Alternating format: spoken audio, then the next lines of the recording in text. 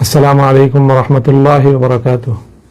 ব্যাপকভাবে election engineering হয়েছে এবং জনগণের রায় ছিনতাই করা হয়েছে অত্যন্ত নগ্নভাবে।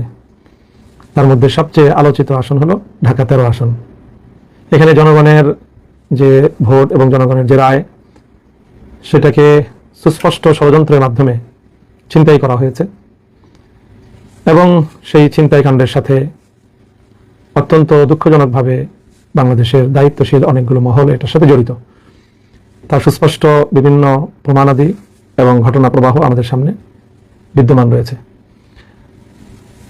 সেই সাথে আমি এই কথাও বলতে চাই যে এই নির্বাচনে আমরা আমাদের নির্বাচনকে নিয়ে আমরা আমাদের অভিমত ইতিমধ্যেই একাধিকবার ব্যক্ত করেছি। নির্বাচনটি ছিল দৃশ্যত সারাদিন অনেকটাই শান্তিপূর্ণ, সুশৃঙ্খল এবং মানুষের ব্যাপক আগ্রহ এবং উদ্দীপনা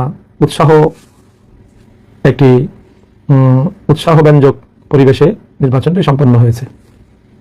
নির্বাচনটা যতটা সুন্দর, অংশগ্রহণমূলক এবং মানুষের উদ্দীপনার মধ্য দিয়ে আয়োজিত হয়েছে, কিন্তু সন্ধ্যার পর থেকে ফলাফল গণনার ক্ষেত্রে তার রিফ্লেকশন এবং তার যথাযথ বাস্তবায়ন আমরা দেখতে পারিনি।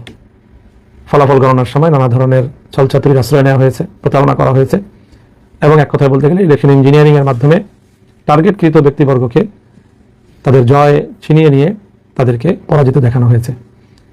এবং তার মধ্যে সবচেয়ে গুরুত্বপূর্ণ যে আসনটিতে এই ইলেকশন ইঞ্জিনিয়ারিংয়ের মাধ্যমে জনগণের নির্বাচিত প্রার্থীর জয়ে ছিনতাই করা হয়েছে, তার মধ্যে ঢাকা 13 আসন হলো অন্যতম এবং সর্বাগ্রে।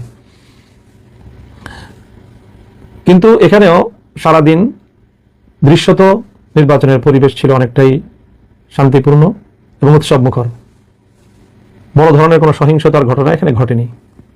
হ্যাঁ, সকাল থেকেই আমাদের 11 দলীয় নির্বাচনের প্রতীক রিকশা মার্কার যে সকল পোলিং এজেন্ট এবং তাদের যে সকল স্বেচ্ছাসেবক এবং কর্মীবৃন্দ ছিল, তাদেরকে অনেক জায়গায় ভয়ভীতি প্রদর্শন করা হয়েছে, হুমকি ধমকি প্রদান করা হয়েছে।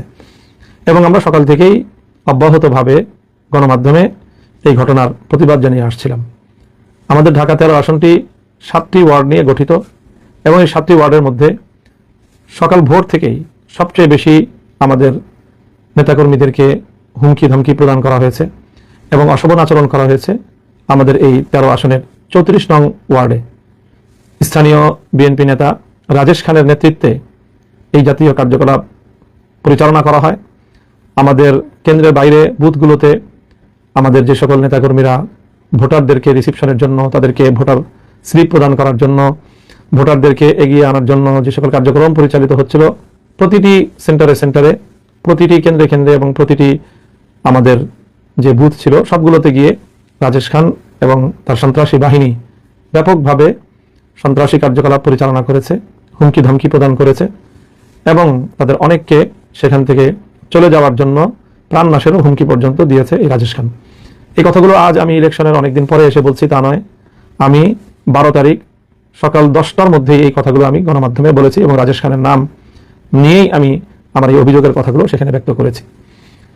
তবে সেখানে আমাদের পক্ষ থেকে কোনো প্রতিরোধ অথবা পাল্টা কোনো তাদের উপরে কোনো হামলা অথবা কোনো ভয়ভীতি প্রদর্শনের ঘটনা ঘটেনি। আমাদের নিরীহ লোকজন তাদের ভয়ভীতি যতটুকু উপেক্ষা করে সম্ভব হয়েছে কার্যক্রম পরিচালনা করেছে। তবে দিন গড়ানোর সাথে সাথে সেখানে তাদের শোডাউন এবং কেন্দ্রের সামনে তাদের শক্তি প্রদর্শনের মাত্রা বৃদ্ধি পেতে থাকলে একসময় আইনশৃঙ্খলা রক্ষাকারী বাহিনী সেখানে পদক্ষেপ গ্রহণ করে, বিশেষ করে আর্মি গিয়ে সেখানে সেই বিএনপির এবং ধানের শীষের প্রতীকের যারা কর্মী ছিল এবং সাধারণ মানুষদেরকে যারা ভীতি প্রদর্শন করছিল এবং ভোটের শান্তিপ্রিয় পরিবেশকে যারা বিঘ্ন ঘটাচ্ছিল, তাদেরকে বারবার ছত্রভঙ্গ করে দিয়েছে আইনশৃঙ্খলা রক্ষাকারী বাহিনী এবং বিশেষ করে আর্মি। এবং সেখানে তাদেরকে ছত্রভঙ্গ করতে গিয়ে সেখানে আর্মি অ্যাকশনে গিয়েছে, লাঠিপেটা করেছে ব্যাপকভাবে। এবং সেই লাঠিপেটায় সারাদিন বিভিন্ন কেন্দ্রে বিএনপির অনেক নেতাকর্মী, ধানের শীষের অনেক নেতাকর্মী তারা আঘাতপ্রাপ্ত হয়েছে। ক্ষেত্র বিশেষে তাদের সাথে সাথে আমাদের অল্প কিছু লোক আর্মির সেই প্রহারের শিকার হয়েছে এবং তারাও আহত হয়েছে। এবং সেই আহতদেরকে আমি 12 তারিখ রাতেই তাদের শয্যাবাসে গিয়েছি এবং তাদের চিকিৎসার ব্যবস্থা আমি গ্রহণ করেছি।